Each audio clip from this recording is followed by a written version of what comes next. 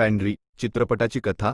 फॅन्ड्री हा नागराज मंजुळे दिग्दर्शित एक प्रसिद्ध मराठी चित्रपट आहे. ही कथा महाराष्ट्रातील एका खेड्यातील एका दलित कुटुंबावर आधारित आहे. चित्रपटाचा नायक जब्या जांबुवंत नावाचा एक किशोरवयीन मुलगा आहे. त्याला शाळेत शिकणाऱ्या शालिनी नावाच्या एका मुलीवर प्रेम असते. शालिनी एका उच्च जातीची आहे आणि जब्याला तिच्यासमोर स्वतःला सिद्ध करण्याची खूप इच्छा असते. तो तिच्यासमोर कधीही त्याच्या परिस्थितीमुळे कमीपणा जाणवू देत नाही. जब्याचा परिवार सामाजिक आणि आर्थिकदृष्ट्या खूप मागासलेला असतो.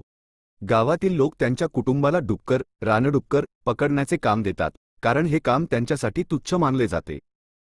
फॅन्ड्री नावाचा अर्थ डुक्कर पेग असा होतो, जो त्यांच्या परिस्थितीचे प्रतीक आहे. जब्याच्या कुटुंबाला लोकांकडून सतत हीन वागणूक मिळते आणि हेच त्याच्या मनाला बोचत राहते.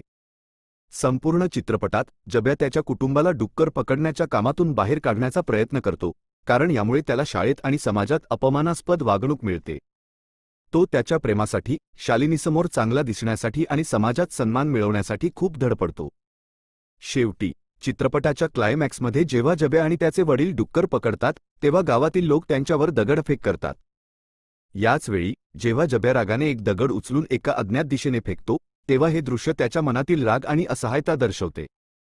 हा चित्रपट जातीभेद, गरिबी आणि सामाजिक असमानता यांसारख्या गंभीर विषयांवर भाष्य करतो, आणि हे सर्व एका किशोरवयीन मुलाच्या डोळ्यांतून प्रभावीपणे दाखवतो.